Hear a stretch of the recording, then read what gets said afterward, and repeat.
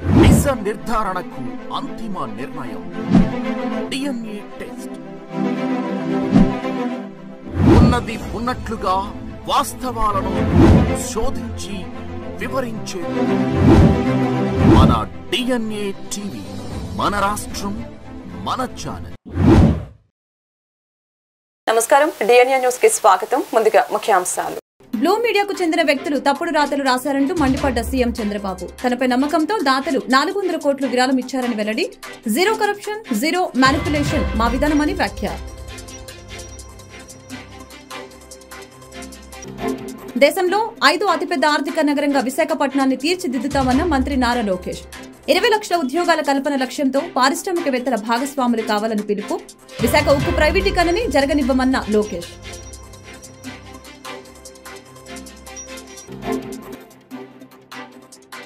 దసరా మహోత్సవాలు నిర్వహించుకోవటం ఆనందంగా ఉందన్న విజయవాడ ఎంపీ కేశినేని చిన్ని. దసరా శరన్నవరాత్రుల్ని అత్యంత వైభవంగా నిర్వహించేందుకు సకల ఏర్పాట్లు పూర్తయ్యాయని వెల్లడి. అమ్మవారి ఆశీస్సులు, ముఖ్యమంత్రి చంద్రబాబు కృషితో వరద ఇబ్బందుల్ని అధిగమించామని వ్యాఖ్య. వరద బాధితులకి సాయం అందించడం విషయంలో కొంతమంది బ్లూ మీడియాకు చెందిన వ్యక్తులు తప్పుడు రాతలు రాశారంటూ ఏపీ సీఎం చంద్రబాబు మండిపడ్డారు. తనపై నమ్మకంతో 400 కోట్ల రూపాయల విరాళం అందించారని, ఆ నమ్మకాన్ని నిలబెట్టుకోవడానికి పూర్తి పారదర్శకంగా పనిచేస్తున్నామని వివరించారు. విజయవాడలో ఏర్పాటు చేసిన ప్రెస్ మీట్ లో ఆయన మాట్లాడుతూ విజయవాడ వరదల్లో 28వ వార్డులో సాయం అందించడంపై గొడవను ప్రస్తావించారు. వాస్తవానికి ఆ వార్డులోకి వరద నీళ్లు రాలేదని చెప్పారు. అయినప్పటికీ వారు కూడా కష్టాలను ఎదుర్కొన్నారని, మానవత దృక్పథంతో 25 కేజీల బియ్యం ప్యాకేజీ అక్కడ ప్రజలకు అందించామని చెప్పారు. దీనిపై మీడియాలో అవాస్తవాలు ప్రచారం చేశారని చెప్పారు. ప్రజలను ఎలా ఎడ్యుకేట్ చేయాలో తమకు తెలుసని చెప్పారు. వరద సాయం విషయంలో చాలా మంది తనపై నమ్మకంతో విరాళం అందించారని తెలియజేశారు. తనపై నమ్మకంతో తామిచ్చే డబ్బు నిజమైన బాధితులకి చేరుతుందని విశ్వాసంతో పెద్ద సంఖ్యలో దాతలు ముందుకు వచ్చి తోచిన సాయం అందించారని చెప్పారు. తనపై నమ్మకంతో 400 కోట్ల రూపాయల విరాళం అందించారని, ఆ నమ్మకాన్ని నిలబెట్టుకోవటానికి పూర్తి పారదర్శకంగా పనిచేస్తున్నామని వివరించారు. బాధితుల కోసం ఇచ్చిన విరాళం విషయంలో బాధ్యతతో వ్యవహరించకుంటే దాతల స్ఫూర్తికి విఘాటం కలుగుతుందని అన్నారు. ఈ విషయంలో అక్రమాలని ఎట్టి పరిస్థితుల్లోనూ సహించబోనని, వ్యక్తులైనా సంస్థలైనా ఎవరైనా సరే అలాంటి చర్యలకి పాల్పడవద్దని కోరారు. ఎవరైనా ఇప్పటికీ అలాంటి పనులు ఏమైనా చేసి ఉంటే తప్పు సరిదిద్దుకోవాలని, ఆ డబ్బు తిరిగివ్వాలని ఈ సందర్భంగా చంద్రబాబు హెచ్చరించారు. 5,000 హౌసెస్ క్లీన్ చేశారు, నాట్ 1 or 2. 75,000 ఇండ్లు క్లీన్ చేసి దగ్గర 330 కిలోమీటర్ల రోడ్లన్నీ క్లీన్ చేశారు. ఇది ఒక మెహత్ ఎక్సర్సైజ్ కింద ఇది చేశాం. ఇంకొక పక్కన శానిటేషన్ అయితే దగ్గర 20,000 మెట్రిక్ టన్స్ గార్బేజ్ తీసాం. ఇది దగ్గర వెహికల్స్ కూడా మీరు చూస్తే 458 కిలోమీటర్లు ఎన్ని పూర్తి చేశారు. ఇంకొక పక్క మెడికల్ అయితే 2,03,000 మందికి ట్రీట్మెంట్ ఇచ్చారు. Within record time 2,50,000 connections పునరుద్ధరించాం. 122 బోట్లు ఉపయోగించాం. 150 డ్రోన్స్ చెప్పాను. 1,25,000 మందికి ఫుడ్ పాకెట్స్ ఇవ్వగలిగాం. ఈ అనుభవంతో ఇప్పుడు ఎప్పుడైనా సరే రేపు ఇలాంటి వరదలు పోగలిగితే నేరుగా ఫుడ్ పాకెట్స్ అన్ని ఆటోమేటిక్గా వాళ్ళ బిల్డింగ్ మీదకి పంపించేస్తాం. ఇంకా ఆ ప్రాబ్లం ఉండదు. అంటే ఒక న్యూ ఇన్నోవేషన్కి దారి తీసింది. కనీసం ఫుడ్, వాటరు, మెడిసిన్ ఎవరికి కావాలన్నా మనం పంపించే పరిస్థితి వస్తుంది. That also will do it. 47 డెత్లు జరిగాయి. ఇవన్నీ కూడా చేసిన తర్వాత ఈరోజు మీరు చూస్తే మొట్టమొదటిసారిగా నేను చాలాసార్లు సీఎం రిలీఫ్ కూడా అనౌన్స్ చేసేవాళ్ళం. ఫస్ట్ టైం ఈ రోజుటికి 400 కోట్ల రూపాయలు సీఎం రిలీఫ్కి డబ్బులు వచ్చింది. దాతల్ని మనస్ఫూర్తిగా అభినందిస్తున్నా, వాళ్ళకు పాదాభివందనం చేస్తున్నా. ఎందుకు ఈ మాట చెప్తున్నానంటే ఒక స్ఫూర్తి. వాళ్ళు ఇచ్చిన డబ్బులు కాదు, వాళ్ళు చూపించిన చొరవ, వాళ్ళు ఏ విధంగా ఈ యొక్క సమస్య పైన మానవతా దృక్పథంతో స్పందించారంటే వీల్ చైర్లో వచ్చి డబ్బులు ఇచ్చారు, ఇంట్లో వాళ్ళ సహాయంతో వచ్చి డబ్బులు ఇచ్చారు. అమెరికాలో పనిచేసే వాళ్ళు ఇంటి వాళ్ళకి చెప్పి మీరు డైరెక్ట్గా నేరుగా తీసుకుపోయి డబ్బులు ఇమ్మని చెప్పి వచ్చారు. ఇంట్లో కొంతమంది నడవలేకపోతే నువ్వే వెళ్ళి నా పేరు చెప్పి ఇమ్మని చెప్పి చెక్కులు పంపించారు. ఇది ఒక వినూత్నమైన అనుభవం. అది ఒకరిని కాదు, చిన్న పెద్ద అని కాదు, పిల్లలు చదువుకుంటూ 5 రూపాయలు 10 రూపాయలు కలెక్ట్ చేసి ఓ స్కూల్కి ఎంత అని కలెక్ట్ చేసి తీసుకొచ్చారు ఉండి మారిగా పెట్టి. నేను అడిగాను వాళ్ళని, ఏంటంటే ఈ విపత్తు వచ్చినప్పుడు నేను కూడా నా సాటి ప్రజలకు ఇబ్బంది వచ్చినప్పుడు సహాయపడాలని చేశామని చెప్పి అన్నారు. వాళ్ళ కిడ్డీ బ్యాంక్ పిల్లలు దాచుకున్న డబ్బులన్నీ ఇచ్చేశారు. ఇలాంటి వినూత్నమైనటువంటి ఆలోచనలు వచ్చాయి. స్ఫూర్తిదాయకంగా ప్రవర్తించారు. వాళ్ళందరినీ పేరు పేరున మనస్ఫూర్తిగా మరొక్కసారి ధన్యవాదాలు. దీనివల్ల ఒక న్యూ మూమెంటం కోసం దారితీసింది. ఎలాంటి విపత్తు అయినా సరే మనం కానీ సంఘటితంగా ఎదుర్కొంటే ఏదైనా చేయగలుగుతాం అనే ఒక నమ్మకాన్ని ఇచ్చారు. జరిగింది 7,600 కోట్ల రూపాయలు నష్టం. మనం ఇచ్చింది ఇక్కడ ఇవన్నీ కూడా రైతులకి, ఇక్కడ ఉండే వాళ్ళకందరికీ ఇచ్చింది 602 కోట్లు ఇచ్చాం. ఈరోజు రిలీజ్ చేసాం. ఇంకా కొంత, కానీ 400 కోట్ల రూపాయలు దీంట్లో దాతలే ఇవ్వగలిగారనేది ఒక హిస్టారికల్. మొత్తం మన దగ్గర ఉండే డబ్బులన్నీ కూడా ఈరోజు రాష్ట్రంలో ప్రజలు కూడా అర్థమైంది. గవర్నమెంట్ ఒకటే కాదు, 5 పాలకులు చేసినటువంటి దోపిడీ కానీ, విధ్వంసం కానీ, ఖజానా కాడే చూసిన తర్వాత ముందుకు వచ్చే పరిస్థితి. ఇంకొక పక్కన మీరు చూస్తే ఎప్పుడు చరిత్రలో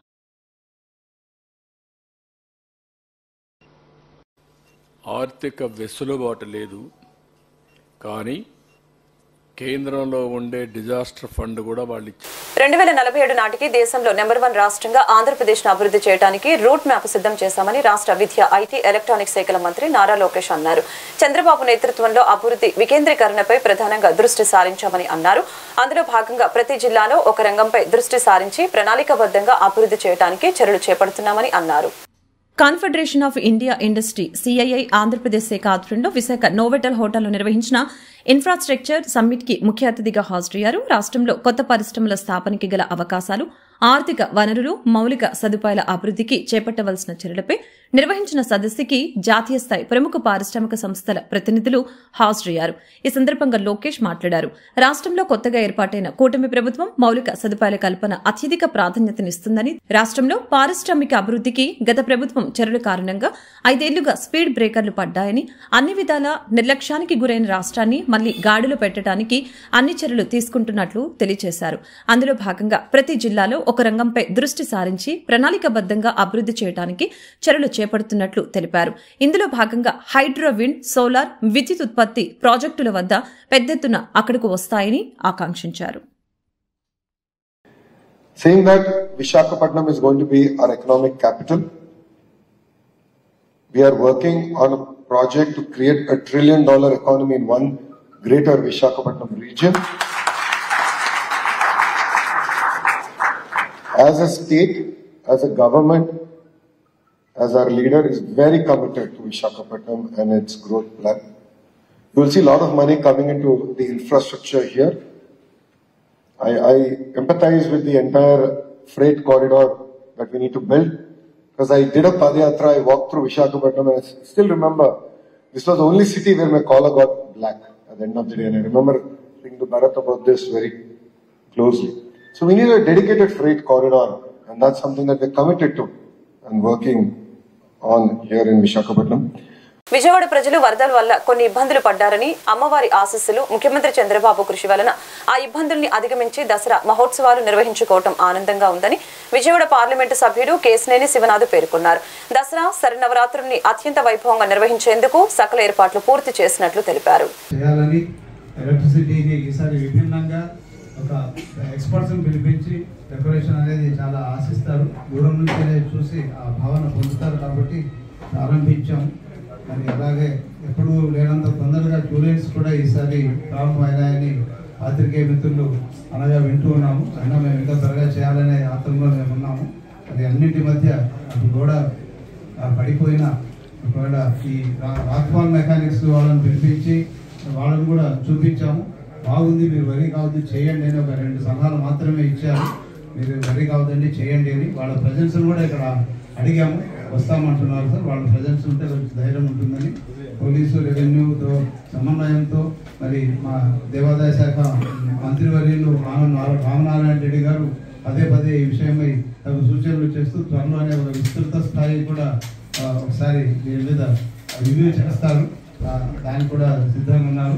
మరి అన్ని విషయాలను మీ ముందు ఉంచుతూ ఈసారి ఒక గొప్పదైనటువంటి ఒక మరపురాని అనుభూతి భక్తుల్లో కలిగించే విధంగా జరిగే ఈ ఉత్సవాలకు మీ అందరి సహకారాన్ని అర్థిస్తూ మరి ముఖ్యంగా మాన్య ఎంపీ గారు తన ఎంతో శ్రద్ధతో కనీసం నాకు 100 కోట్ల ప్రాజెక్ట్ అని తీసుకురావాలని చెప్పి మమ్మల్ని చేయడం ఎంతో ఉత్సాహాన్ని ఇచ్చింది. నేను మా ఈ గారు కొంచెం దాని మీద ఎక్సర్సైజ్ చేసి మాకు ఏమేమి అవసరాలు అన్నీ ఇస్తే మరి దాన్ని తీసుకొని స్వయంగా వెళ్ళి వచ్చారు. అంటే అంతటి ఒక పట్టుదల ఉన్నటువంటి వ్యక్తుల మధ్యన దసరా చేసుకోవడం నా భాగ్యంగా భావిస్తూ మన ప్రియతమ ఎంపీ గారిని 2 మాటలు చెప్పాల్సిందిగా కోరుతున్నాను. ఆలయం ఆధ్వర్యంలో క్రోధినామ సంవత్సరం దసరా ఉత్సవాలు ప్రారంభం 3వ తారీఖు నుంచి 12వ తారీఖు జరుగుతున్న సందర్భంగా ఇవాళ ఏర్పాట్ల పర్యవేక్షణ అంతేకాకుండా ఉత్సవ కమిటీ ఉత్సవ బ్రోచర్లకి రిలీజ్కి గౌరవ ఎమ్మెల్యే సుజనా చౌదరి గారు, ఉగాడ ఎమ్మెల్యే రాము గారు అందరి మధ్య ఈ బ్రోచర్ ఓపెన్ చేయడం చాలా ఆనందంగా ఉంది. నిజంగా విజయవాడ అంటేనే కనకదుర్గ దేవాలయం. విజయదశమి వేడుకలు విజయవాడలో ఎప్పుడూ ఘనంగా జరుగుతాయి. అటువంటి విజయవాడలో కనకదుర్గ వేడుకలకి మళ్ళీ ఒక అలంకారం తెచ్చే విధంగా మేమందరం కలిసికట్టుగా ఉండి కొన్ని ఇబ్బందులు వరదల వల్ల ఏర్పడినా కూడా వాటిని అధిగమించి భక్తులకి సౌకర్యాలలో ఎటువంటి లోటు లేకుండా ఈ దసరా ఉత్సవాలను అత్యంత వైభవంగా ఏర్పాట్లు చేయడం జరుగుతుంది.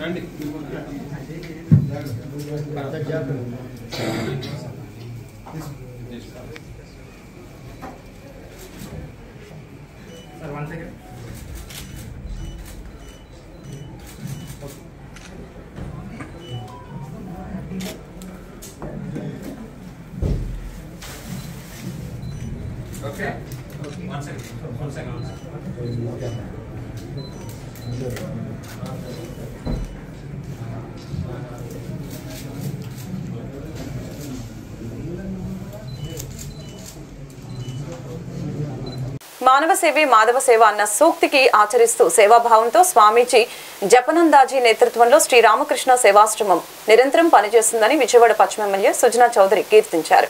బుడమేరు వరదల కారణంగా ఇబ్బందులు పడుతున్న ప్రజలకి తమ వంతు సాయం అందించాలని నిత్యావసర సరుకులు పంపిణీ చేస్తున్న స్వామీజీని ఎమ్మెల్యే కీర్తించారు. సహకారం అందించిన ఇన్ఫోసిస్ కంపెనీకి ధన్యవాదాలు తెలిపారు.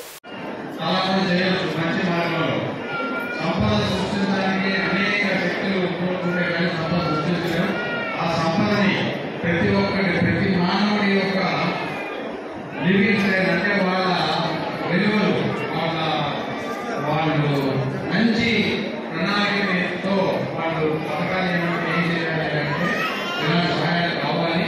డెఫినెట్గా ప్రభుత్వం అన్ని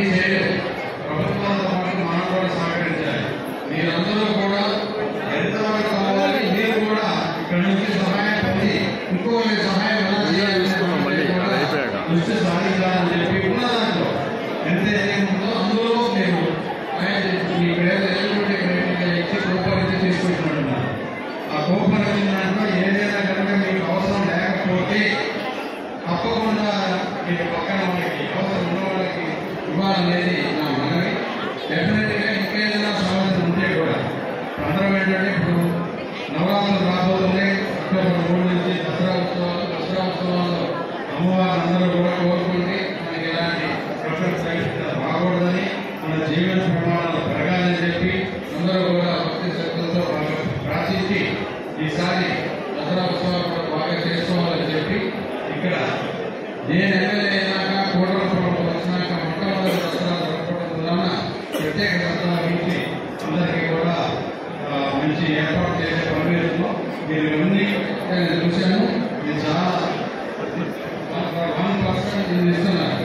అంటే ఒక చీర కానీ, ఒక లుంగి కానీ, దుప్పలు కానీ, కవులు కానీ, నిత్యావసర వస్తువులు, పప్పులు, ఉప్పులు, షుగర్లు, ఆట, రైసు, ఉప్మా ఇవన్నీ కూడా పెట్టారు. ఇది చాలా సంతోషం. ప్రత్యేక ధన్యవాదాలు స్వామి గారికి, సతీష్ గారికి కూడా. మీరు ప్రత్యేక చేసుకోండి. నేను కూడా మా జిల్లా గవర్నమెంట్ తరఫున అనేక విధాలుగా 20 రోజుల నుంచి 20 సమస్యల గురించి మేము చేస్తున్నాము. ఈ సందర్భంగా కార్యకర్తలకి, ఊరు కార్యకర్తలకి, నాయకులకి, మా ఫౌండేషన్ తరఫున పనిచేస్తున్న వాళ్ళందరికీ కూడా నేను ప్రత్యేక ధన్యవాదాలు చెబుతూ మరొకసారి భగవంతుడు అందరికీ కూడా శక్తి సామర్థ్యాన్ని ఇవ్వాలని కోరుకుంటూ సెలవు చేస్తూ ఉన్నాను.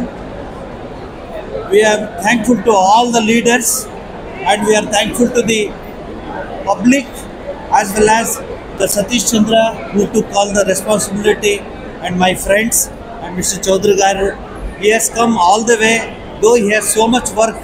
That shows he has a very good heart to serve the people. I am serving the people for the past 40 years and I am coming to Andhra Pradesh very often. Last time I came to Tirupati, Rajampet, Kadapa, all those areas. We are working in 6 states. So with the help of Infosys Foundation, we continue our endeavor to help the people, to serve the people. Thank you very much. Namaskar. ఎన్నికల సమయంలో ఇచ్చిన హామీ మేరకు రాష్ట్రంలోని ప్రజలకు సుపరిపాలన అందుతుందని విజయవాడ తూర్పు MLA Gadde Rammohan తెలిపారు. పెన్షన్లు పెంచి అవ్వాతాత మోముల్లో ఆనందాలు నింపడంతో పాటు అన్ని వర్గాల ప్రజలకి మేలు చేకూర్చుతున్నామని తెలిపారు. ఇది మంచి ప్రభుత్వం అనే కార్యక్రమం 100 రోజుల్లో సాధించిన విజయాలు. ఇవాళ 16,000 మంది నిరుద్యోగులకి ఉద్యోగ కల్పన చేసే కార్యక్రమం కానివ్వండి, అదేవిధంగా 1000 రూపాయల పెన్షన్ పెంచి ఒక్క కలంపోటుతో ఒకే రోజున 1000 రూపాయలు పెంచిన 3,000 నుంచి 4,000 రూపాయలు చేసిన కార్యక్రమం కానివ్వండి, అదే కార్యక్రమం జగన్మోహన్ రెడ్డి గారు ఆయన 5 సంవత్సరాల పాటు డేక్కుంటూ 5వ సంవత్సరం చివరిలో ఎలక్షన్ ముందు 1000 రూపాయలు చేసిన సంగతి ఒకసారి మీకు గుర్తు చేస్తా ఉన్నా. దానితో పాటు ఈ విధంగా ప్రతి నెల 1వ తారీఖున జీతాలు ఇచ్చేది, ప్రతి నెల 1వ తారీఖునే పెన్షన్లు ఇచ్చే కార్యక్రమం, 5 రూపాయలకి అన్నా క్యాంటీన్లు, అదేవిధంగా ల్యాండ్ టైటిలింగ్ యాక్ట్ రద్దు, మరి ఈ విధంగా అనేకమైన కార్యక్రమాలు ఆయన చేశారు. ప్రతిదానికి కూడా క్యాలెండర్ అనౌన్స్ చేస్తూ ఉన్నారు. దసరాకి ఒక కార్యక్రమం అని, ఆర్టీసీలో మహిళలకి ఉచితమని, ఇవన్నీ కూడా సూపర్ 6 కూడా ఈ సంవత్సరంలో అన్ని ఇంప్లిమెంట్ చేసి ఇది గొప్ప ప్రభుత్వం ఇప్పటికే నిరూపించుకోవడమే కాకుండా ప్రశాంతంగా అందరూ ఎవరి బ్రతుకులు వాళ్ళు బతికే విధంగా, ఎవరి అవసరాలకి, ఎవరి హక్కులకి, వాళ్ళ హక్కులు వాళ్ళు కాపాడుకునే విధంగా, నిరంకుశత్వం అనే మాటకి అర్థం లేని విధంగా ఇవాళ పరిపాలన జరుగుతోంది. ప్రజాస్వామ్యబద్ధంగా ప్రతి ఒక్కరు కూడా ఎవరి దగ్గరికైనా వెళ్ళి మేము ప్రశ్నించవచ్చు, మేము అడగవచ్చు అనే అవకాశం, హక్కును కల్పించిన ప్రభుత్వం నారా చంద్రబాబు నాయుడు గారు, పవన్ కళ్యాణ్ గారుల కూటమి ప్రభుత్వం అని మేము గర్వంగా చెప్తాం. తమ నాయకుడు జనసేన పార్టీ అధినేత డిప్యూటీ సీఎం పవన్ కళ్యాణ్ పై అక్కస్తో వైసీపీ నాయకుడు అని చెప్పుకో తిరుగుతున్న పోతిన మహేష్ ఎన్నిసార్లు చెప్పినా అవాకులు చవాకులు పేలటం మానటం లేదని జనసేన నాయకురాలు కృష్ణా పెన్న మహిళా అధ్యక్షురాలు మల్లెపు విజయలక్ష్మి ఆగ్రహం వ్యక్తం చేశారు. గత 5 సంవత్సరాల వైసీపీ పాలనలో తిరుమలలో జరిగిన అపచారాన్ని, అపవిత్ర కార్యాలన్నీ పార్టీలోకి వచ్చిన కాడి నుంచి మీరు వెళ్ళిపోయే క్షణం వరకు కూడా మిమ్మల్ని ఎంత అపురూపంగా చూసుకున్నారు, మీకు ఎంత గౌరవించారు, మిమ్మల్ని ఎంత పెంచి పోషించారు. మర్చిపోయి మాట్లాడుతున్నారు అవన్నీ. పవన్ కళ్యాణ్ గారు కుల మతాలని రెచ్చగొడుతున్నారా? మతాల గురించి మాట్లాడుతున్నారు మీరు. ఒక హిందువు, నేను హిందూ మతాన్ని మనం గౌరవించాలి, పరమతాన్ని గౌరవించాలి, మన మతాన్ని మనం ప్రేమించుకోవాలి, పరమతాన్ని గౌరవించాలి. అది సంస్కారం. ఆయన కుల మతాల గురించి ఏ రోజు మాట్లాడరు, కులాలను ఏ రోజు పెంచి పోషించరు. మతాల గురించి మాట్లాడాల్సి వస్తే ఆయన కన్నా గొప్పగా మతాల గురించి ఆలోచించే వాళ్ళు ఎవరు లేరు పవన్ కళ్యాణ్ గారి కన్నా. మైనార్టీలకి కష్టం వచ్చినప్పుడు నిలబడింది పవన్ కళ్యాణ్ గారే. అలాగే క్రిస్టియన్స్ కష్టం వచ్చినప్పుడు నిలబడింది పవన్ కళ్యాణ్ గారే. హిందువులకి కష్టం వచ్చినప్పుడు నిలబడింది పవన్ కళ్యాణ్ గారే. ఏ రోజు కూడా మతాలకు అతీతంగా పవన్ కళ్యాణ్ గారు మాట్లాడలేదు. మీరు అది ఫస్ట్ గమనించి మాట్లాడండి. మీరు మాట్లాడే పనికి మాటలు, కళ్ళబొల్లి మాటలు వినే ప్రసక్తి ప్రజలకు లేదు. మీరు ఎవరన్నా విమర్శించాలనుకుంటే జగన్మోహన్ రెడ్డి గారిని విమర్శించండి. 5 సంవత్సరాలు ఎన్ని గుళ్ళు నాశనం చేశారు, ఎంతమంది దేవుళ్ళని చేతులు విరగొట్టి తలలు నలికారు, ఎన్ని రథాలు తగలపెట్టారు, ఎన్ని గుడులు దోచుకున్నారు, అక్రమ సంపాదన అమ్మవారి గుడిలోనే ఎంత అక్రమ సంపాదన చేశారు, అవన్నీ బయట పెట్టండి. వాటి గురించి మాట్లాడండి. మీరు పవన్ కళ్యాణ్ గారి గురించి మాట్లాడతారు పనికిమాల మాటలు. నేను ఒకటే తెలియజేస్తున్నా పోతున్న మహేష్ గారికి, మీరు పవన్ కళ్యాణ్ గారి గురించి కానీ జనసేన పార్టీ గారి గురించి కానీ మీరు మాట్లాడితే మీకు మర్యాద ఉండదు. జనసేన పార్టీ గట్టిగా మీకు బుద్ధి చెప్పిద్ది. మీరు నోరు అదుపులో పెట్టుకోండి. వరద బాధితులకి సాయం చేసింది ఏదన్నా ఉందంటే కూటమి పార్టీయే, వైఎస్ఆర్సీపీ పార్టీ కాదు. 5 సంవత్సరాలు ఎన్నోసారి వరదలు వచ్చినాయి. మన హెలికాప్టర్ లో చూసుకుంటా వెళ్ళిపోయాడు కానీ ఒక్కసారి కూడా కిందకి దిగి ఎవరిని ఆదుకున్న దాఖలాలు అయితే లేవు. అది మీరు ఫస్ట్ గమనించండి. అలాగే నేను జనసేన పార్టీ నుంచి ఒకటే చెప్తున్నాను ప్రజలందరికీ కూడా, కూటమి పార్టీ గాని అలాగే పవన్ కళ్యాణ్ గారు గాని కలియుగ దైవం వెంకటేశ్వర స్వామికి ఈ అపరాధం మీద పూర్తిగా సమీక్ష చేస్తారు.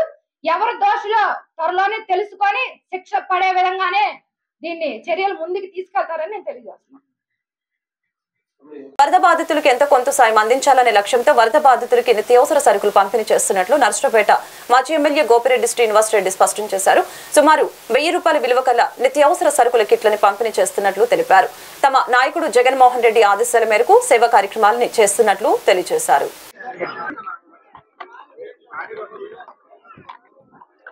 ఈరోజు మా సోదరులు నర్సరావుపేట మాజీ శాసనసభ్యులు గోపిరెడ్డి గారు వరద బాధితుల సహాయార్థం కొంతమందికైనా మనం సహాయం చేద్దామని చెప్పి ఒక ఆలోచనతో ఈరోజు కొన్ని కిట్లు తయారు చేసి పంపడం జరిగింది. ఆల్రెడీ ఇప్పటికే వైఎస్ జగన్మోహన్ రెడ్డి గారు గతంలో పాలు కానీ వాటర్ కానీ కిట్లు కానీ అవి కూడా ఆల్రెడీ ఇప్పటికే మనం పంపిణీ చేశాము. ఈరోజు నర్సరావుపేట నుంచి మా గోపిరెడ్డి శ్రీనివాసరెడ్డి గారు కూడా కొంతమంది సుమారుగా దాదాపు ఒక 1000 మంది వరకు కూడా పంచిపెట్టడానికి అన్ని రకాల కిట్లతో తయారు చేసి తీసుకురావడం జరిగింది. దాన్ని టోకెన్ ద్వారా కొంతమందికి ఇవ్వడం, వారందరికీ ఎంతో కొంత ఉపశమనం దొరుకుతారో చెప్పే ఆలోచనతో నాకు వరదల టైంలో శ్రీనివాసరెడ్డి గారు ఫోన్ చేశారు. ఏం చేస్తే బాగుంటుందంటే అన్న ఇట్లా కొంచెం సహాయం చేస్తే బాగుంటుందని చెప్పి నేను వెంటనే తప్పకుండా చేద్దామని చెప్పని ఈరోజు వారి యొక్క మన పార్టీ నాయకులు అందరూ కూడా రావడం జరిగింది. వచ్చి వారందరూ వరద బాధితులందరికీ కూడా స్వయంగా మేమే ఇస్తామని చెప్పని ఇవ్వడం చాలా సంతోషం. ప్రత్యేకంగా మా శ్రీనివాసరెడ్డి గారిని ప్రత్యేకంగా విజయవాడ నగర ప్రజల తరఫున నేను ప్రత్యేకంగా వారికి అభినందన తెలియపరుచుకుంటున్నాను. ఎందుకంటే పదవిలో ఉన్నా లేకపోయినా కానీ ప్రజలకి సహాయం చేయాలని చెప్పంటే మనసు ఉండాలి. ఆ మనసున్న వ్యక్తి మా శ్రీనివాసరెడ్డి గారు. వారు ఈరోజు ఇక్కడికి రావడం, వీరందరికీ కూడా ఇవ్వడం, ఎందుకంటే అందరికీ ఇవ్వలేకపోయినా కొంతమందికైనా ఉపశమనం అవుతుందని చెప్పి ఆలోచనతో ఈ కార్యక్రమం చేపట్టాం. ప్రత్యేకంగా మా శ్రీనివాసరెడ్డి గారికి ప్రత్యేకంగా నా నమస్కారాలు తెలియపరుచుకుంటూ వారిని మాట్లాడవలసిందిగా కోరుచున్నాను. అందరికీ నమస్కారం తెలియజేస్తూ, మన ప్రియతమ నాయకుడు వైఎస్ జగన్మోహన్ రెడ్డి గారి ఆదేశాల మేరకు ఈరోజు ఈ యొక్క విజయవాడ వరద బాధితుల కోసం నర్సరావుపేట నియోజకవర్గం నుంచి ప్రత్యేకంగా వైఎస్ఆర్ కాంగ్రెస్ పార్టీ నాయకులు, కార్యకర్తలు వాళ్ళ యొక్క సహాయ సహకారాలతో సుమారు 1000 కుటుంబాలకి ఈరోజు మేము 50 క్వింటాలు బియ్యం, రైస్, 5 క్వింటాలు కందిపప్పు, అట్లానే నూనె, అట్లానే ప్రతి మహిళకు కూడా ఒక చీర, దుప్పటి కూడా ఇచ్చే కార్యక్రమం చేస్తున్నాం. అట్లానే పసుపు, కారం ఇలాంటివి చిన్నవి అన్నీ కలిపి సుమారు ఒక్కొక్క కిట్టు 1000 రూపాయలు ఖరీదు చేసే విలువ గల ఈరోజు నిత్యావసర సరుకులు, అట్లానే బట్టల పంపిణీ కార్యక్రమం ఈరోజు చేపడుతూ ఉన్నాం. సో అన్న వెల్లంపల్లి శ్రీనివాసరావు గారు ఆయన సూచనలతో ఈ ప్రాంతం అయితే ఎక్కువగా సహాయం అందలేదు ఇంకా. అట్లానే చాలా మంది పేదవాళ్ళు ఉన్నారు ఈ ప్రాంతంలో, వాళ్ళందరికీ సహాయం చేయండి, ఈ ప్రాంతాన్ని ఎంచుకోండి అని చెప్పిన వెంటనే ఇక్కడ మేము ఆల్రెడీ కూపన్లు కూడా డిస్ట్రిబ్యూట్ చేయడం జరిగింది అన్న సహాయ సహకారాలతో, అట్లానే లోకల్ కార్పొరేటర్ సహాయ సహకారంతో కూపన్లు డిస్ట్రిబ్యూట్ చేసి వాళ్ళందరికీ కూడా ఈ యొక్క నిత్యావసర సరుకులు పంపిణీ కార్యక్రమం చేస్తాం. ఉడతా భక్తి సహాయంగా మా వంతు సహాయం చేయాలనే కోరికతో ఈరోజు ఈ కార్యక్రమాన్ని చేపట్టాం.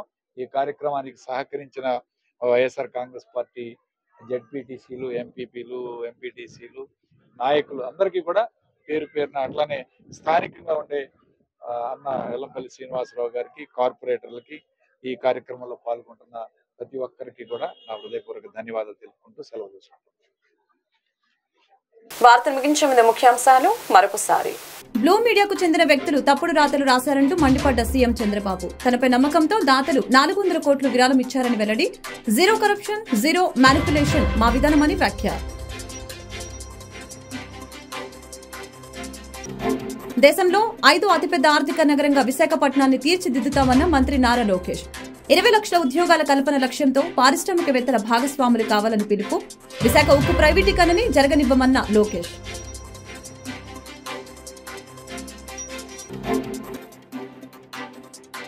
దసరా మహోత్సవాలు నిర్వహించుకోవటం ఆనందంగా ఉందన్న విజయవాడ ఎంపీ కేశినేని చిన్ని.